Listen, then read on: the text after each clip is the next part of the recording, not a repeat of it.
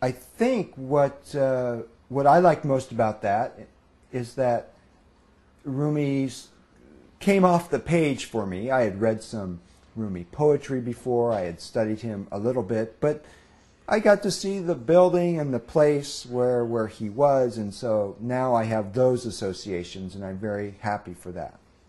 It seems to me that the great message of Rumi for our time is that for Rumi,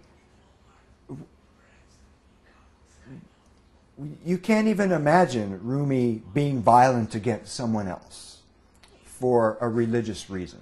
It seems beyond the realm of possibility for Rumi to strike out against someone, because for Rumi, God was much more mysterious, and of course, God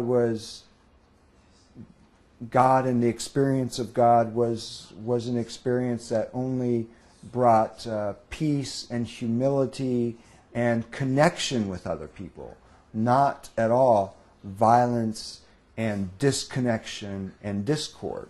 So I think that that spirit of Rumi is the one that inspires me most today, and also provides a great example for Muslims as well as for people of any religion to look at this very devout, very important thinker, and very romantic thinker too in all his poetry, and see, well, this is what we might conceive of as the heart and soul of religion, and certainly the heart and soul of Islam.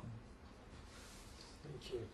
So you conclude this point. As you also said, the source is actually the same. The Rumi was an Islamic scholar, and Gulen is an Islamic scholar, and now we're also in a stage in the whole world politics, or the events happening, that the messenger of Islam, especially in Europe, has been mentioned in a way in some drawings and that way. How would you evaluate within the concept of dialogue, respecting the other, the world peace? How would you evaluate those? I think that this is a great example of a difficult and thorny issue which will come up in our world. We will never have a time when things will be easy, when everybody will just do the nice thing. These things will come up forever. And the only way we can negotiate them properly is if we have established relationships where we already have respect, where we already have a commitment to treat the other person without violence. And so, in many countries, and it's not just the West, but in fact, I'm not even a firm believer in dividing between the East and the West. I don't like those sorts of divisions. But in many countries, we have values that sometimes come into conflict, and we have to negotiate and work out the differences. Well, one of those values is the freedom to speak, and the freedom to say or do things that someone else might disagree with. On the other hand, a very important value is also mutual respect.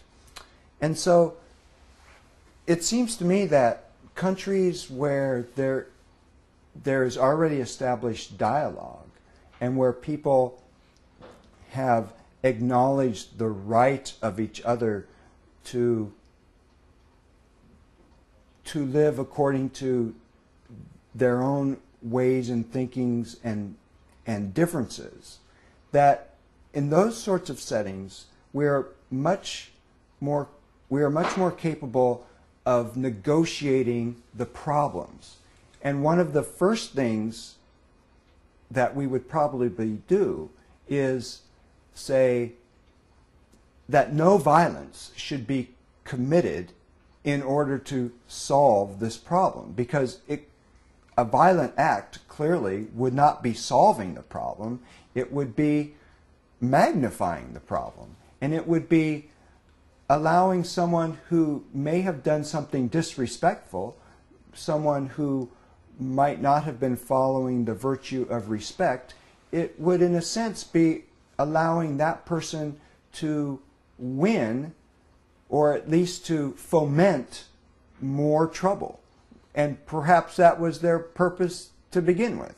But regardless, there would be a mutual consent that violence would not be a way to solve this problem. Instead, we would need to get parties together, and we would need to have discussions and dialogue, and we would, at the very least, we would need to provide opportunities for our cultures to learn and to think about these virtues. And where does the virtue of speaking one's mind, what are the limits of that? What are the proper limits of that?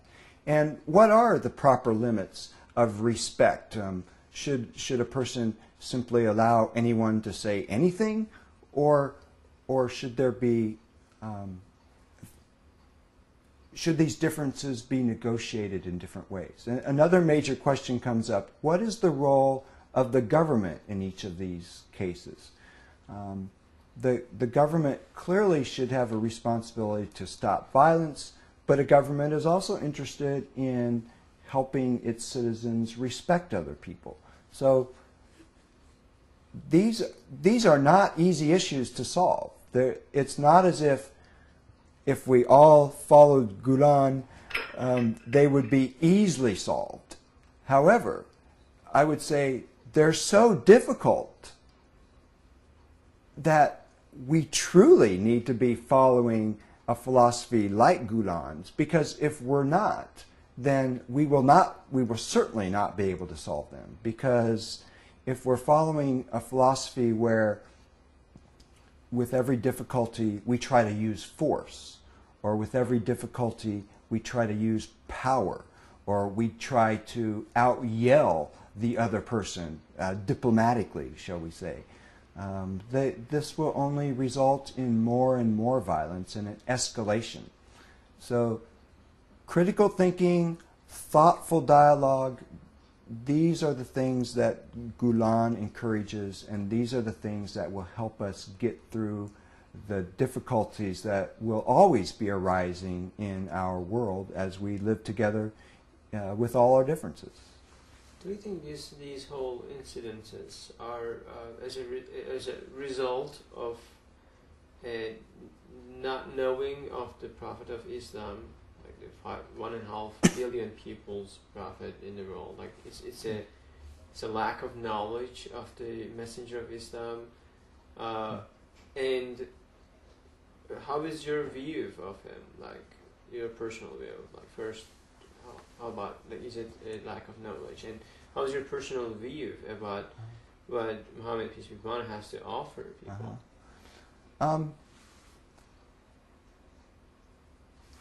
As I understand it, the cause of the cartoons, I think that somebody was trying to test the limits of freedom of speech and to try to. I'm not sure if what they were trying to incite. I haven't interviewed or even read something that that cartoonist. In fact, I don't even know the cartoonist's name. So I'm not sure that he. I presume it was a he. I'm not sure that he was ignorant. In some ways, it's hard to believe that someone would go to the trouble of drawing a cartoon and really know nothing.